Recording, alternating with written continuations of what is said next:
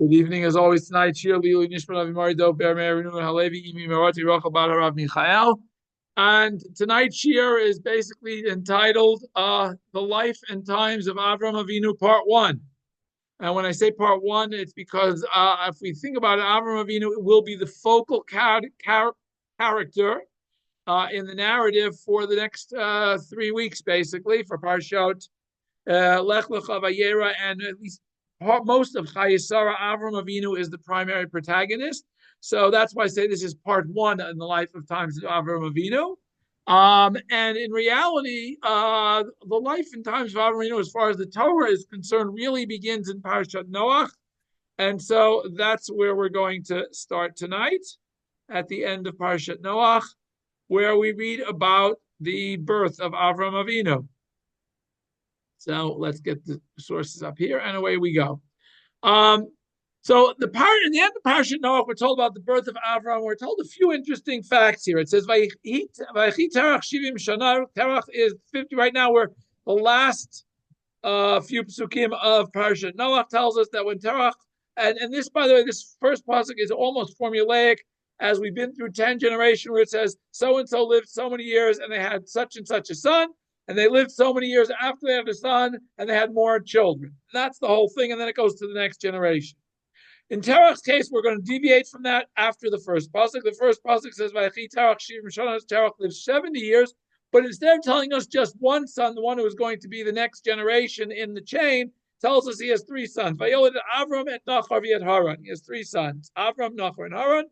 V'ela told Terach, these are the generations of Terach. Terach holided Avram et Nachor v'et Haran. Terach has these three sons. Haran holided Lot, and Haran already had a son named Lot, but it doesn't mention any children of Nachor or Avram. Vayamad Haran al pnei Terach aviv. Haran dies literally al pnei Terach aviv means on the face of his father Terach. The Eretz Moladito, in the land of his birth, the Ur Kasdim in Ur Kasdim. Okay, now I noticed I've highlighted that. We're going to try to see whose land, who was born in where. We're going to try to see as we go through. Avram and Nachor get married. They have Avram's wife is named Sarai, and Nachor's wife is named Milcah, who is the daughter of Haran, who is the father of Milcah and the father of Yiscah. Vati Sarai Akarai Lavalot. Sarai is barren; she has no children. Terach and Avram. Now Terach takes Avram his son, and Lot ben Haran ben Beno, Lot his grandson, who was the son of Haran his son. V'yet Sarai kalato, and Sarai his daughter-in-law, Eshet Avram Beno, the wife of Avram. All of these are taken by Terach. V'yet, so he told me Ur Kasdim. He leaves with them from Ur Kasdim, Lechet Arzo Canaan, heading toward Canaan. Vayavo ad Haran vayeshu sham. They arrived. They came to Haran and they settled there. And then it tells us, "Vayu yimei Terach chamesh shanim u'matayim shana vayam Terach b'Haran." Terach lives 205 years and dies in Haran. Now, interestingly enough, this is the first person who we're told where they died. Everybody else we're told how many years they lived, which seems to tell us very simply, even though in verse 31 we're told that the intent was to get to Eretz Canaan, Terach never makes it to Canaan. He stops in Haran, he stays there, and he dies there.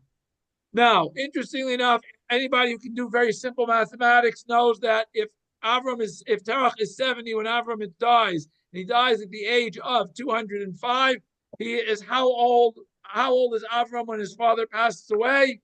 Very simply, 205 minus 70 gets us to 135. Just remember that number, because we're going to get back to that when we discuss a few things here. Okay, but if we look through here, we have a couple of things. Somebody is born in Ur Kasdim.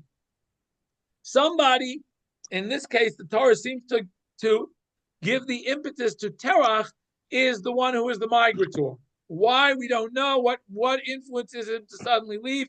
But again, just from a geographic basis, we are traveling first to go from Ur, which is basically on the Persian Gulf at the end of the confluence of the Tigris and Euphrates.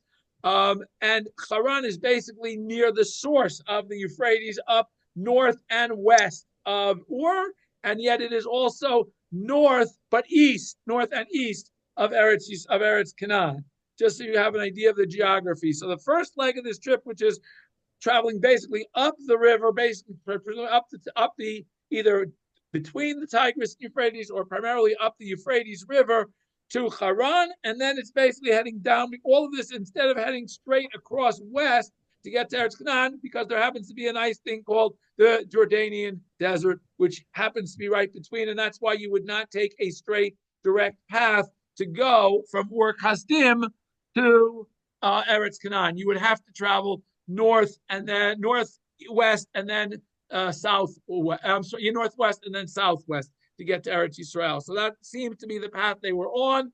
As I said, Terach takes part of the path and then stops there. And then we get to this week's parsha, which begins very simply. Vayomer Hashem el Avram, God tells Avram, Lech Lecha, may artzecha, leave your land, umimoladetecha, your birthplace, mibeit avicha, and your father's household, pasuk we're all familiar with, el aretz asher areka, to land I will show you. Okay, notice Hashem doesn't tell Avram where he's going, just tells him go somewhere. Okay, and then it says, I'll bless you, you'll be a blessing. And by Avraham, those that bless you will be blessed. Those that curse you, or I, Hashem says, I will curse. And through you will be blessed. All the families of the earth will be blessed through you. Interestingly enough, what would we expect next verse? Avram goes, immediately as Hashem asked him to do, Lot goes with him. Doesn't say Avram takes Lot, it says Lot goes with him. Avram is 75 years old when he left Haran. Now, again, what did we just say? Terach, how old is Avram when Terach dies? He's 135. Okay, 60 years later, then he's going to leave. So Avram is leaving. His father's 135 years old. He leaves him home. Bye-bye, Abba, we're going. Okay, I don't know whether he said goodbye or didn't say goodbye. I don't know. But he basically leaves Haran to go to Eretz Yisrael. And then Avram takes Sarai Ishto. Now in verse 5, notice in verse 4 it says Vayelach Ito Lot goes with him. In verse 5 it says Vayikach Avram et Sarai Ishto et Lot ben Achiv. Avram takes Sarai and Lot. So again, we have two different verses that seem to say why is Lot in this caravan?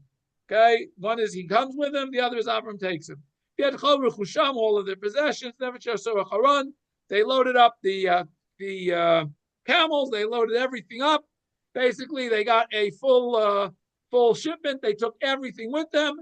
And interestingly enough, it says the souls they had made in Haran. What does that mean? Another great question. Now, interestingly, it says they left to go to Eretz Canaan. They arrive in Eretz Canaan. Now, the question is, God tells them to the land you're going to show you. How do they know to head to Eretz Canaan? Okay? Yes, go ahead. Question.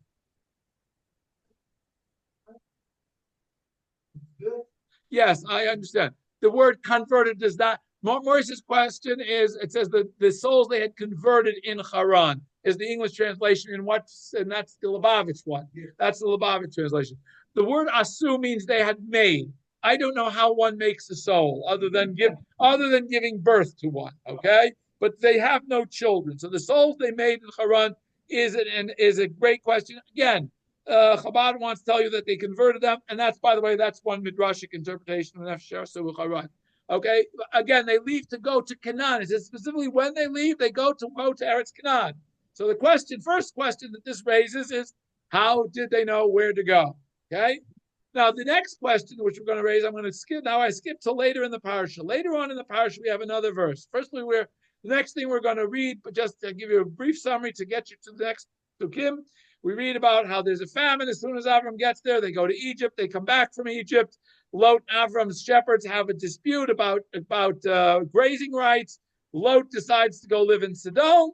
And the next thing we know, there's this major war between two sets of kings. Lot gets captured with the losing side, that is Sodom, and Avram goes to rescue him, fights against all these kings that have just won this war, is successful, and returns all of the spoils. And then after we're told about this whole war, in chapter 15, we're told, after these things, this whole war, then Hayad Hashem appears to Avram in a vision and tells him, Altira Avram, don't be afraid, Anochi Magin Lach, I will protect you.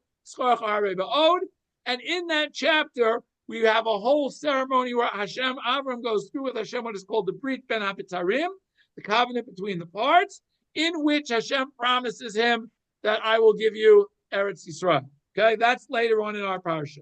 The end of the parsha, we have another covenant between Hashem and Avraham, but this one, now interesting enough, remember, the second one, okay, the first beginning of the parsha tells us exactly how old Avraham is. He's 75 when he leaves Haran. In the story with the Brit Be'Torim, we are not told how old Avraham is. We are not told any time factor other than it seems to happen after the War of the Kings. Okay? Now, again, in chapter 17, we're told by Avram and Tishim Shanavateshanim. Suddenly, Avram has turned 99. 24 years have passed since the beginning of the parasha. That's how this parasha is one of those few parashas we know exact time frame, 24 years. Vayer Hashem el Avram, Hashem appears to Avram. Vayomer Lav Anish Kel Shaddai, Adaf Tabim. I'm Hashem, walk before me, be pure. And he changes his name, and he gives him the mitzvah of Brit Milah. So that's what happens in Perek Yud Zayin. Now, as I said, interestingly enough, in two of these stories, we're told how old Avram is, one we're not. But in all three of them, Hashem promises Avram that he'll have descendants, they will inherit Eretz Yisrael, and that there will be an eternal covenant between Avram and his descendants and Hashem. Okay, now, so the questions we want to try to address are a few. First and foremost, where does the Brit Be'Torim fit in the chronology? How did Avraham know he was supposed to go to Eretz Yisrael? And the other question is, why does Hashem tell him to leave his birthplace if he's in Haran? And it appears from before that his family migrated from Ur Kasdim to Haran. So we're going to try to answer. Those are the questions I want to try to answer in the next few minutes. And we're going to go to first Zat Tzekeni Mibalei Tosfos. We're not going to do any Rashis tonight, believe it or not. That's strange, but I mean, we'll allude to Rashi. So when we get to Ramban, we'll quote Rashi, but we're not going to directly learn any Rashi text. So again, again, the question is, here it says Avram is 75 years old. Because this seems to be difficult because we just said that in the middle of the parsha, we have what is called Brit Ben B'Tarim. And Brit Ben B'Tarim hayal achar yitziato mecharan. It appears from our parsha, if I put our parsha in chronological order, the Brit Ben B'Tarim clearly happens after Avraham arrives in Eretz Yisrael. Because why? Because at the time of the war, Lot is already living in Sodom. That's why he's captured. That's why he's involved in this whole war. So clearly, at least it appears from a simple reading of the narrative that the following events happen in sequential order. Avraham leaves to go to Eretz Yisrael. He arrives with Lot. They go to Egypt. They come back from Egypt. There's the difference of opinion among the shepherds. Avram goes his way. Lot goes his way to Sodom. Lot is taken prisoner. Avram goes to fight, and then Hashem appears to him with the Brit Ben B'Tarim. That's so. It seems clearly from that chronology, with each sequence following the next, that the Brit Ben B'Tarim has to be after he's already living in Eretz Yisrael. And the proof, by the way, that he is in Eretz Yisrael when the Brit Ben B'Tarim is because Hashem says to Avram Avinu, I've given you this land that I'm talking to you in. And it also says, the fourth generation is going to return here. So we know that when Avram and Hashem go enter this Brit Ben B'Tarim, Avram clearly appears to be, at least from a very simple reading of the text, short text, that he's in Eretz Yisrael when this happens. Okay? And now the reason this is problematic is very simple. When the Jews leave Egypt, okay, we have a very strange pasuk. It says, it happens 430 years after something happened. Then Bnei Yisrael leave Egypt. And all the parshanim want 430 years from what? Now we know the Jews could not have been 430 years in Egypt. We know that because the Levi's son Kahat is one of the people who goes to Egypt. Okay, his son is Amram, who is Moshe's father. Moshe is 80 at the time of the Exodus. We're told that clearly in the pasuk. Amram lives 137 years. Kat lives 133 years. Amram lives 137 years. That adds to a total of 270, even if we assume that the father died the day the son was born. And Moshe's 80. Gets us only to 350. So there's no way the Jews could have possibly been in Egypt for 430 years. So why does the Torah say they left after 430 years? And the Gemara tells us, well, why? Because there are 30 years from Brit Ben Abitarim Shenolad Yitzchak. It takes, in reality, the Jews left Egypt 430 years after Hashem told Avraham that his descendants were going to be in Egypt enslaved for 400 years.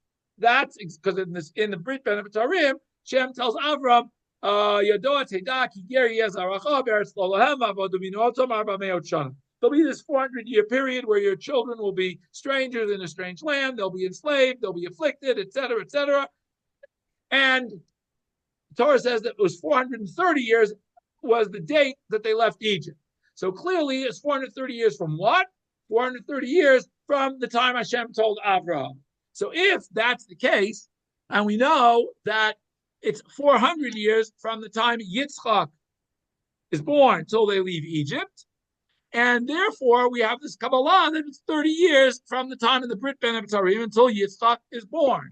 Okay? Now, Avraham is how old when Yitzchak is born? It says the Torah. Avraham and Miat Shanach, Shnol Yitzchak. Avraham is 100 years old when Yitzchak is born. If you take 30 years before that, Lo Haya Avraham Ben Abitarim Kiim Ben Shivim, which means that Hashem and Avraham until he was 75 70 years old. Right? Very simply. Okay, so if you do your simple math, Avraham is 70 years old. Now, wait a minute. We just said at the beginning of the parsha, how old is he? He's 75. So how could it possibly be that the parsha is in chronological order? Torich Loma. Therefore, we are forced to say, Sheshtei Yitziot Hayu, that Avraham in reality migrates to Eretz Yisrael not once. We all know about the Lech Lecha, but really twice. Twice Avraham travels to Eretz Yisrael and moves there. The Pama Rishona Kshoya ben Shivim. First time was sometime prior to his 70th birthday. Vayelech ito Lot. And that one, it says Lot went with him.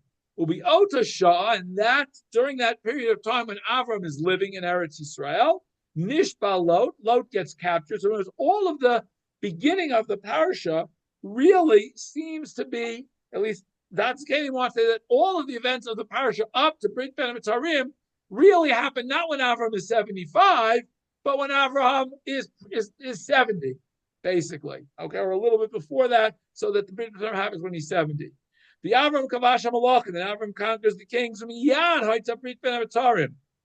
Okay, Kikei Nami Pirish Rashi. That's Rashi's explanation also, that the Brit Ben Abitarim has to be 30 years before Yitzchak is born. And also Rashi explains, he says, what does it mean, after these things? Achar is samuk.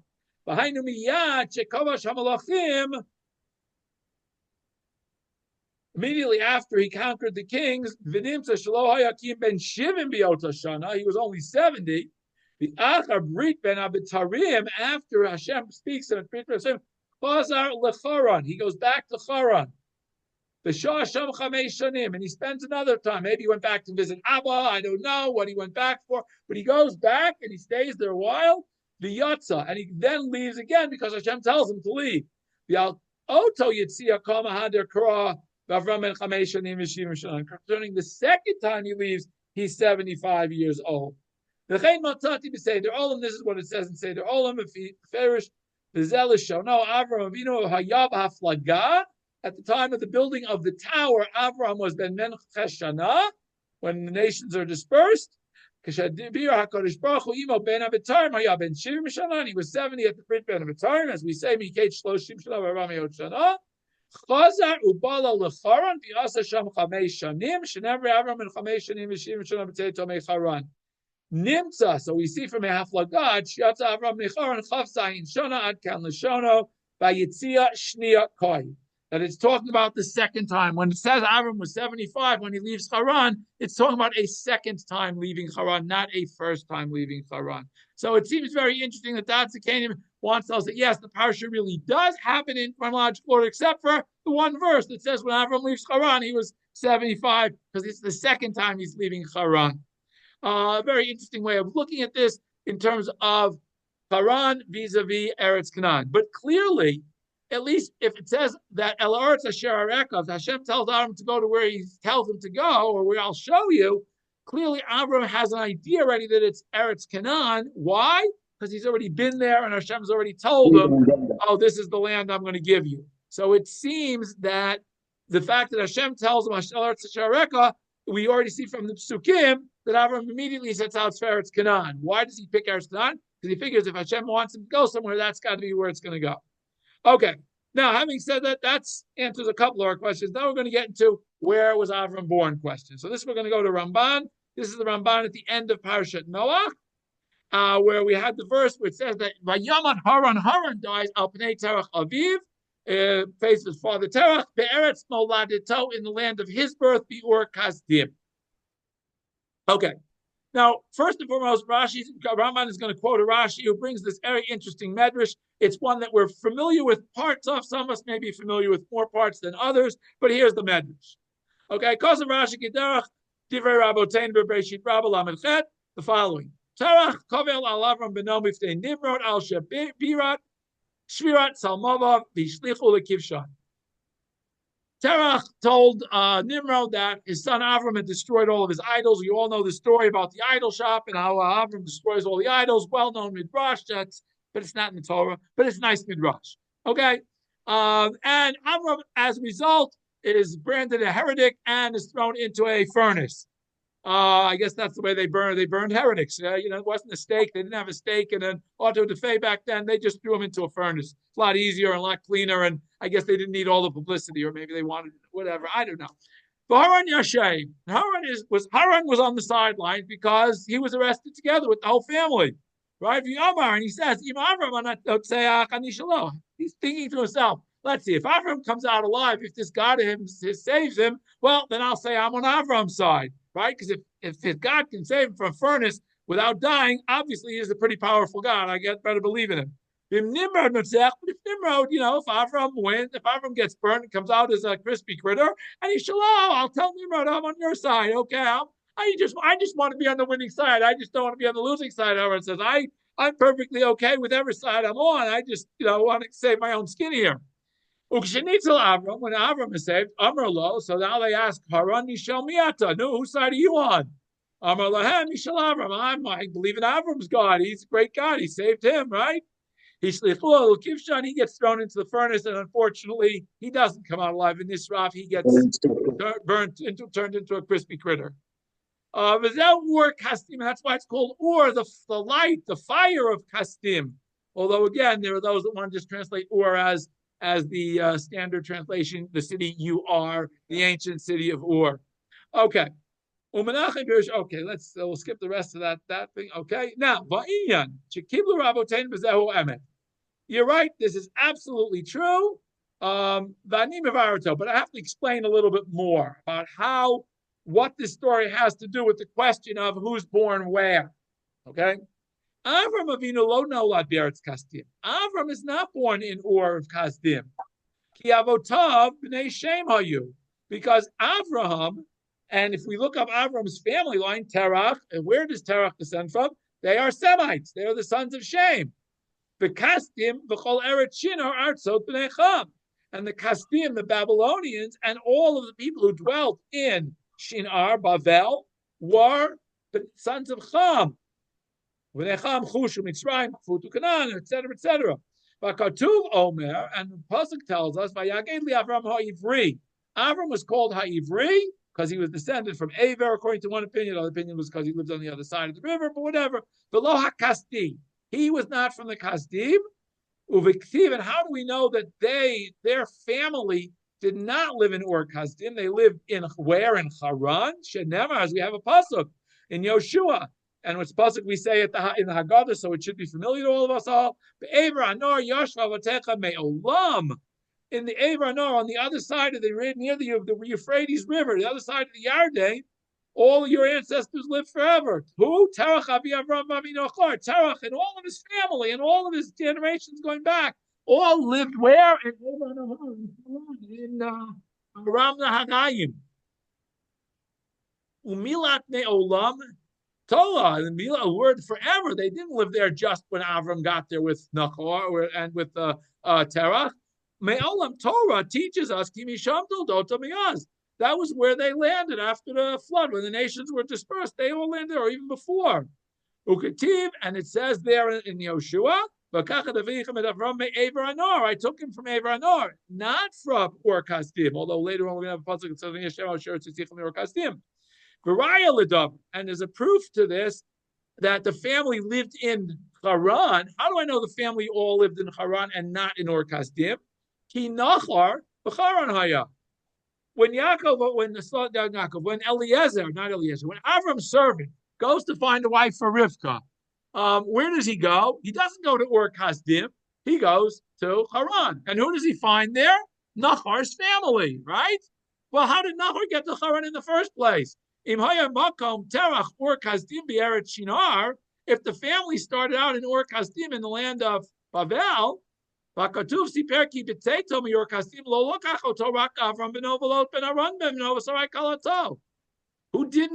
missing on the list of people that Terach takes? Nachor and his wife are missing. They are not taken from Ur Kasdim with Terach. And yet we find Nachor lives where? In Haran. If the family started out in Ur Kasdim, Ramban says, well then Nachor would have been in Ur Kasdim, not in Haran. The fact that we find Nachor in Haran, not in Ur Kasdim, seems to imply that the home base of this family clan was not Ur Kasdim, but it was Haran. Eretz, that's exactly Ramban's conclusion. Eretz Molatam, Eretz Agami, Be'er Nahar. They were born in Aram, in Eretz, not in the land of Kasdim, not in Ur, but basically, Bihimi Nachalat Avotav Me'olam. And this was where Terach and his whole lineage came from. V'akotuv Omer b'nei Shem, V'hi Moshavam Mimeshav Chasver Harakedem, V'Shem Kolel, K'yachsi B'Artzotam Goyim. In other words, the Shem, the Semites, and this family, this branch family, lived there near the source of the Euphrates up in Haran.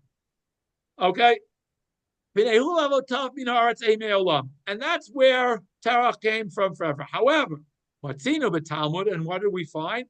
Ki Avram nechbash b'kuta. That Avram, when he was put in prison by Nimrod, where did he put him? The place he put him in was a city called Kuta. This is not in the Kasdim. This is closer to Haran. Okay, the fact is, we see from different psukim later on in Tanakh that Kuta is part of Bavel. Is not part of Bavel. It's part of Ashur, i.e., Haran area. Where is it? It's near the Euphrates, near the source of the Euphrates, not the mouth of the Euphrates. Haran is a city in a land that's called Aram Naraim. Who goes? Yaakov later goes. Eliezer goes to Aram Naraim to Nachor Shehi Haran. Okay, so we see very clearly that Ramban wants to tell us that the family starts out in Haran, and that's why Nachor is there. That's one proof. And the second proof is we find lots of different sources that Avram seems to always have been living in Haran with his family, with his father and his family. Okay. Okay. And there's a whole, it talks about where Kuta is mentioned. Okay. Okay, now, so if the story is so far, we have that Terach and his family lived in Haran, right? So now we only have one more pasuk we have to explain. It says that Vayamar Haran al Pnei Terach Aviv Be'eretz Moladito Be'ur Kasdim, that Haran dies in the land of the land where he was born in Ur Kasdim. So therefore, we just said that Terach lived in Haran. How was Haran born in Ur Kasdim? That's the next question we got to solve. The Rambam says, Terach holid banav hagedolim Avram ben Nachor be'Ever Noretz Avotav. Terach's two older sons, Avram and Nachor, are born at home. They're born in Haran. And he went I guess for business, had to sell some more goods. He goes to the land of the Kasdim. Visham nolad lo beno katan Haran. The family was traveling because of whatever reason. They were migrating, or there was business, or whatever, and that's where Haran is born. Notice who didn't go with them. Nahor didn't go with him. Nahor beno be'eran arbi Haran. Nahor stayed home in where he lived in Haran.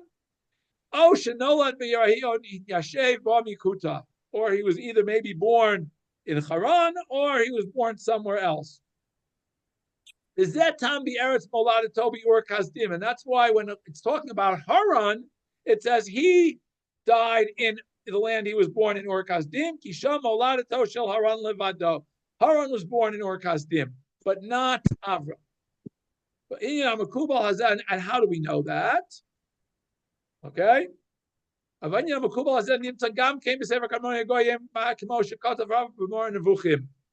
writes in Mor Nevuchim also. Yizkir b'sefer avodat ha'ikarim ha'mitzrayim ki Avram asher nolad b'kuta, Kuta, which is a city in near Haran.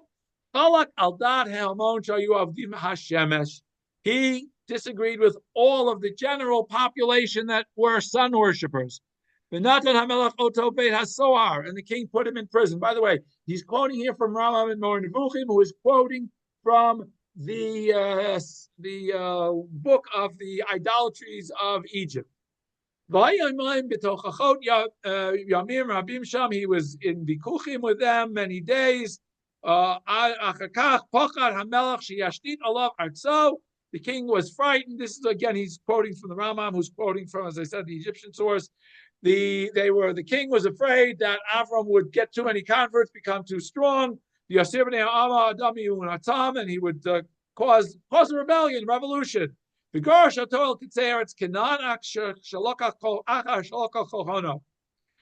and he exiled him to the border of Eretz Canaan after he took all of his possessions as a fine. And no matter how we slice it, some miracle happened to Avraham Avinu in Ur Kasdim, or Nes Nistar. Either it was an open miracle, there was a furnace, or it was a hidden miracle that Hashem saved him from making sure that he didn't get killed. That somehow it was a hidden miracle that the king decided not to kill him. And instead of keeping him life in prison, he threw him out of prison and exiled him. Or perhaps there was an open miracle, Raman said. But in any case, Avram somehow gets out of that fix. Don't let the Ibn Avraham here is the Ibn Ezra. Don't let the Ibn Ezra confuse you with his questions. It seems strange if that Avram was saved with an open miracle, being saved from a furnace. Why didn't the Torah mention it? He owed eten l'chatam v'raya b'zeh. I'll give you a reason for that.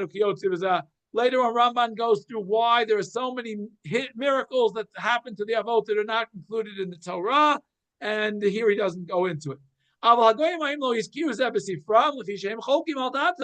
Clearly, the Goyim weren't going to mention that Avram is saved miraculously in their book if they're trying to say that Avram had this strange worship and we want you to worship our gods. They're not going to say, well, his God saved him in a miraculous way. They're not going to put it in their book.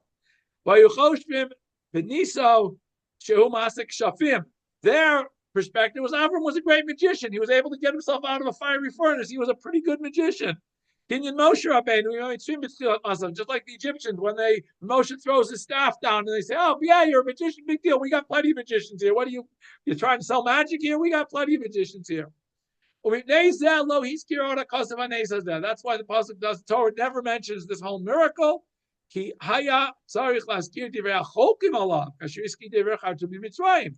order to mention this miracle, he would have had to mention all these idolaters and how they worshipped and what they did, and they didn't want to Torah, therefore didn't want to mention it. Even though later on it will elaborate on Moshe's vikuach debate with the sorcerers and the magicians of Paro, at this point in time it doesn't mention it concerning Avraham Avinu because it's not necessary in the Torah. Now, v'zeu shamar katuv. Now again, we have another pasuk that Hashem tells Avraham, "Ani Hashem asher tziticha me'ur kasdim latein l'cha eretz hazot l'rishtah." Ki milad hotzeticha tilmad al neis. The word hotzeticha, he doesn't say, "I am Hashem who spoke to you in Ur Kasdim. I'm the one who took you out. I physically removed you from Ur Kasdim." Seems to allude to a neis, Ramban says. Ki lo amar shelakachticha, not that I took you and told you to come. Aval amar hotzeticha shotzia mimasker asir. He took him out of a precarious predicament. Like Hashem says at the beginning of the Aseret Dibrot, I am Hashem who took you collectively, all of Am Yisrael, out of Eretz Mitzrayim. So clearly, Hashem already, at least the Torah, at least alludes to an ace. The Torah doesn't want to describe it, and Rambam just explained why, but it clearly alludes to it by using the word Asher Teiticha, that took you out, that saved you. The Amar Latein Chadar Zazot Levishta. From the time that he was saved in Ur Kasdim, Hashem's desire was that when Avraham would mature, that Eretz Yisrael would be given to him. The Terach Aviv, and Terach, his father, Avram, from the day he was saved, they wanted to get as far away from Nimrod as possible. They didn't want to be anywhere in his proximity, and that's why they wanted to get as far as they could, which basically was Eretz Yisrael. Other than that, they would have been in Mitzrayim. Ki Haran Karolem, but Haran was relatively close. I mean, if you compare Haran to Ur Kasdim and where Nimrod's Bavel is, his primary basis, it's a lot closer. Haran is a lot closer than Eretz Yisrael. Why also is Haran closer to them? It's not only closer to them geographically, even in Haran, there were those that spoke the same language as the Bavliim, and they were ethnically related. Even though Terach and his family are living there, there are still people there who are closely ethnically related to them. They both places they spoke Aramite. In other words,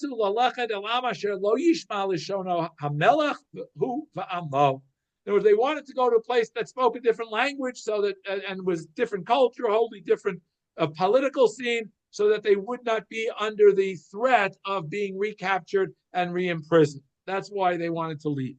And that's the reason.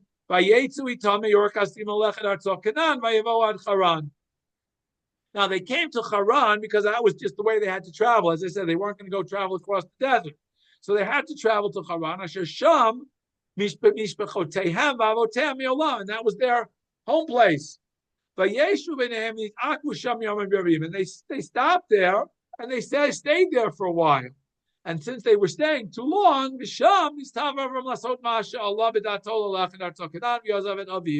after that, Hashem commands Avraham to finish the thought. You started out to go to Eretz Yisrael, finish the job, go to Eretz Yisrael, and he left his father, who made Sham B'Charan Artzo, and Terach dies back in Haran. V'hu alach im ishto, v'lot ben achir Artzo Canaan, and Avram goes with Sarah and Lot to Eretz Canaan, v'zeu shamar hakos, and that's why in Yoshua we're told, v'ekach ed avichem et Avram me'ever hanar. Hashem took Avram from Ever Anar, and I Eretz Canaan, and I made him traverse Eretz Canaan. He was commanded to leave to come to Eretz Yisrael when he was in Ever Nahar in Haran, the city near the rivers. Excuse me. Eretz Canaan. That's where Hashem took him from. Okay. Therefore, Aldan Rabotenu Ye'or Kasim Kipshuto. We can even translate Or Kasdim like Pashut, as meaning light, as meaning the fire, the furnace. And the proof that or doesn't necessarily mean the furnace, could mean or the city. Because Terach was never in a furnace. Even though Avram is the ikar of this whole story, clearly. Hamakom Nikor came before a nace, or perhaps it was called Or because of the nace, like the Or related to Or, that the Or Hashem spread through the miracle. Okay. All right, we'll skip the rest of this Ramban and we'll go to here. Okay. and they left to go to Ur Kasdim. Va'avorki Avram nichbad me'aviv. Since Avram was more, is later in the Torah, clearly is more honored than his father. They're really going because of Avram was the one who was thrown in prison, not Terach. They all went together. Terach, even though really it says, but Terach's the one who initiated this move back in Parshat Noach, we're told. They went because of Avram. And the proof that that Lot and Sarah were traveling not necessarily with Terach, but more so with Avram, is that when Avram goes and leaves Terach, where do they choose? They don't stay with Terach, they go with him. Obviously, his wife's going to go with him, but here he's talking primarily about Lot. Why does Lot go with Avram? Because Lot seems to be more connected to Avram than he is to his uncle than he is to his grandfather. Okay. Now we get to the last question, which Ramban is going to address very simply, which is very similar to what Rashi says. Why does the Torah tell us that Terach dies before telling us that Avram leaves? And clearly, even though even though Terach has another 70 years to live when Avram leaves, why does the Torah tell us about Terach's death before telling us why that Avram leaves? In order to not publicize to everyone, hey, you're told this Avraham, he's the great founder of a great generation, of a great new nation. How can he be a founder of a nation if he isn't even doesn't even honor his father? He leaves his old aged father at 135 and goes. Therefore, the Torah says, Terach is already dead. And we know the Rishonim, even when they're alive, is already called dead. That's Lashon Rashi, Ramban quotes. That's from Bereshit Rabbah. Ani Tama al Divreihem. I don't understand this midrash. Why is there even a question, Ramban? I don't even understand the question.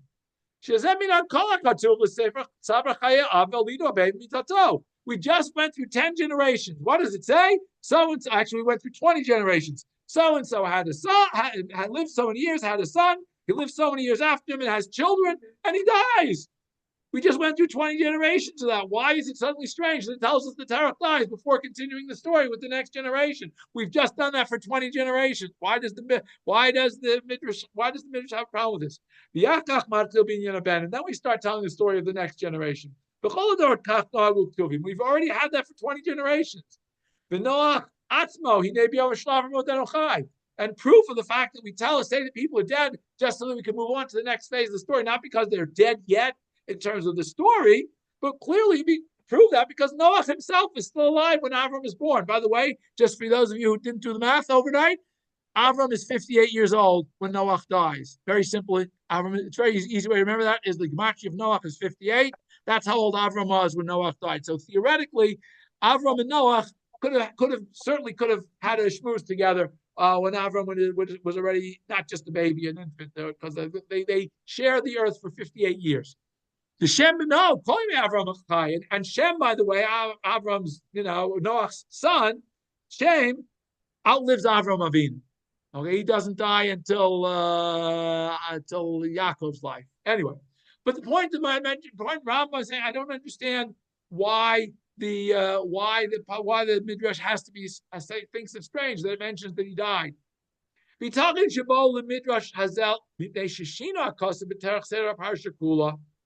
Okay, the reason is because it started telling us a little bit about Terach. It tells us about his sons and what happened. It told us of Kulam lo hiskira katu mita. In the second 10 generations, Terach is the first one that mentions that he dies. The last person we read about that he died before Terach was Noah. Okay, so the first 10 generations, yes, it says he lived so many years, has such a son, and he dies. But in the second 10 generations, just have two psukim. It says he lived so many years, and he had this son, and then he lived more years, and had more children. And it doesn't say that here's the number of years and he died. And it doesn't say, oh, by the way, his total lifespan was. The Khan here with Terach, it's a little different. Goes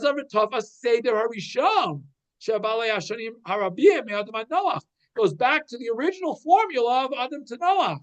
The Kol you made Terach Vayamot, and it ends. Here's how many years Terach lived, and he died, which seems to be back to the first formula, not the second set.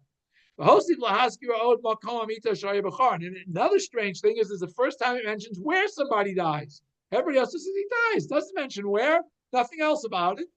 Hamakom shehizkir li Avram, in the same place that's going to be mentioned concerning Avram that they travel to. That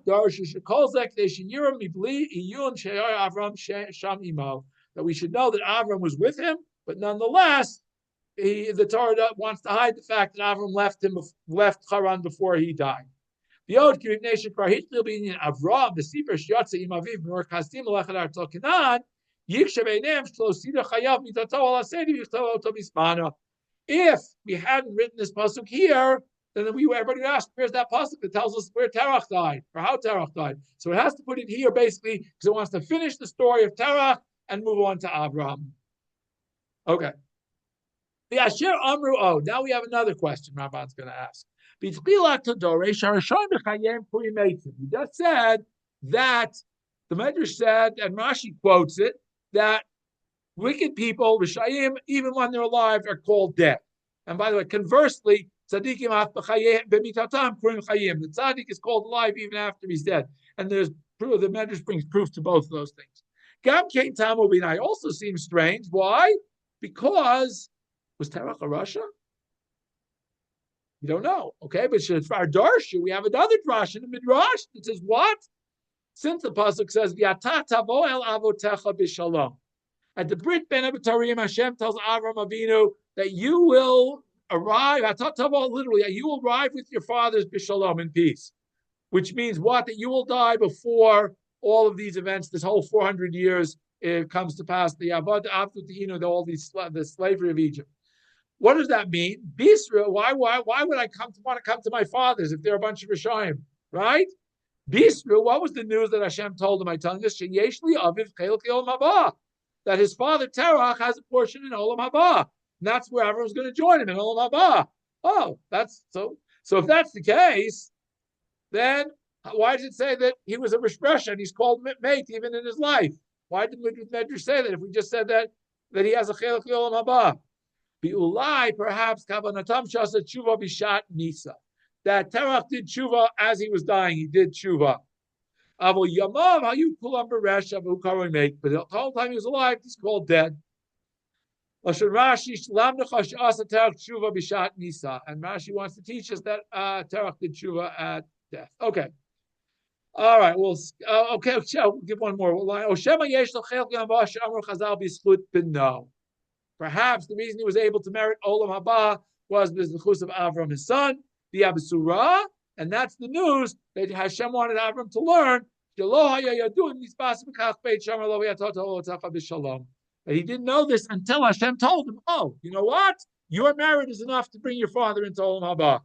Not only is your merit great for yourself, but it's enough to bring him into Olam Haba. And that's another lesson that Rambam wants to decide. Oh my, it's late already. All right, we're going to have to skip all the Rambam here that I wanted to go. And we're going to go very, very quickly, if I can, to the last thing here is the Orach Chaim HaKadosh, who has something very interesting I want to say. Okay.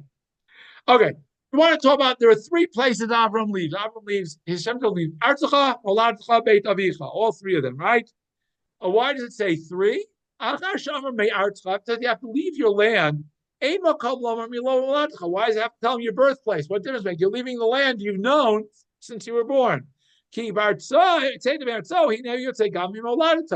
a person, until a person migrates, he lives where he was born. So he moves somewhere else. The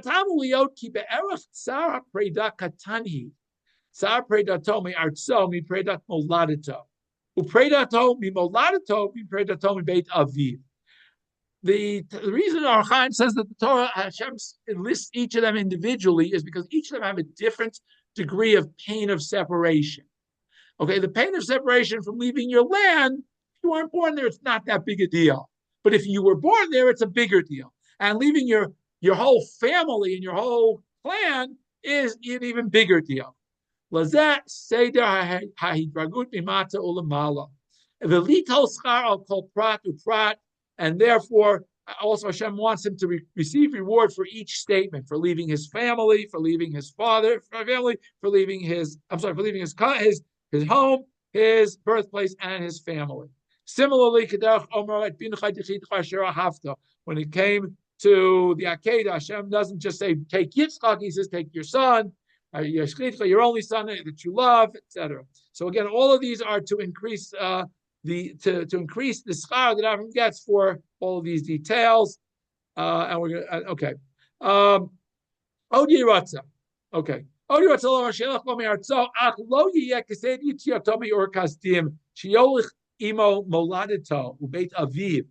Interestingly enough, the Avraham says that when he leaves Haran, it's not like when he left Ur Kasdim and took his family with him, but it's hu levado yazov artzo. He's supposed to leave alone. Obviously, he's supposed to take his wife with him. Okay, but that's isho kigufa. He's supposed to separate from his entire household. In other words, Hashem's command to Avram, according to the Avraham HaKadosh, is that when he leaves, he's supposed to take nobody except Sarah. That's it. Avram lo hevin ze b'divrei Hashem.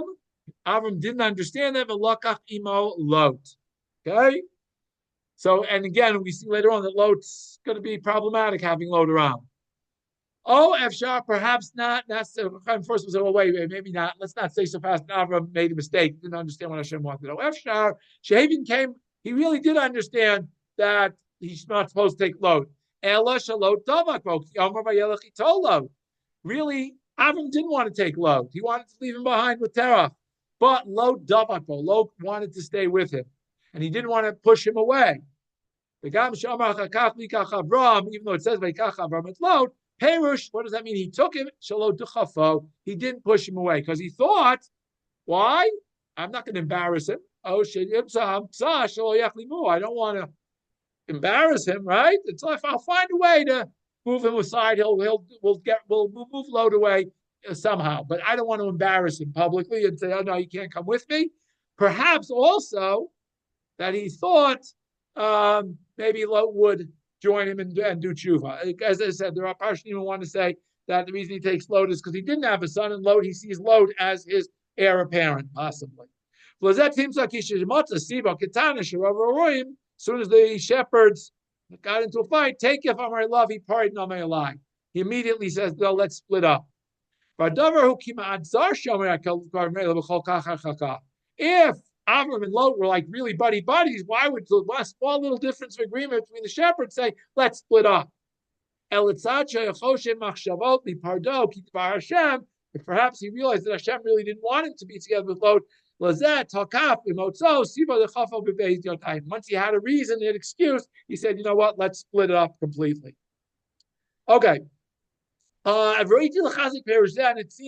this seems to make more sense that Hashem really did not want Lot to be with him. Why? Because later on in the parsha it says, the Torah specifically emphasizes that Hashem spoke to Avraham after Lot left.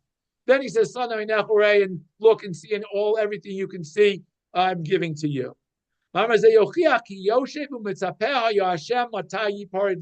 Seems to prove that Hashem was waiting patiently for Lot to leave. To show him the land that Hashem had promised him at the beginning. That I will show you. In other words, he says to him, go to the land I'm going to show you. And he doesn't show him the land until Lot separates. That I will only show you the land, Eretz Yisrael, when you're separated from Lot. All right, we're going to have to stop here because we're running out of time. But again, I think the key lessons that we have to understand from this parsha, of course, the importance of Eretz Yisrael, very important that we understand our connection to Eretz Yisrael. But I think also, if we look at specifically here, this whole concept of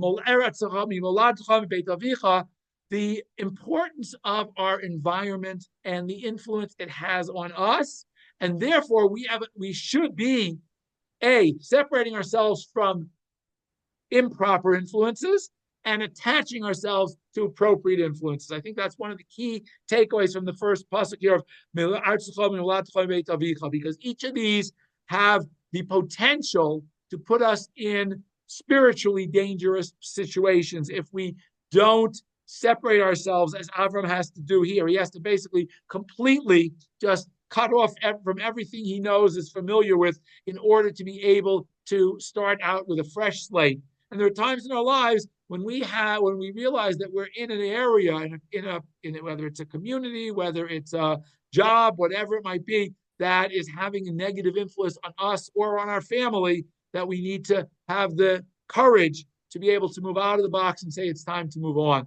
And if we're able to do that and find a proper environment, then we can grow, and our growth should be able to ultimately bring us closer to HaKadosh Baruch Hu, so that we can all be an Orlai Goyim. We can strengthen ourselves individually and collectively, so we can be an Orlai Goyim, and we can be Zocher Gula Shlema B'mheira B'yameinu. Thank you all.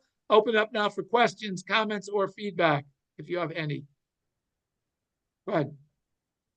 Okay. Thank you all. No, any questions before I sign off? Okay. Thank you all for joining. Laila Tov. Have a good rest of the week. And don't forget, tomorrow night, start saying Talmud Torah Arvit.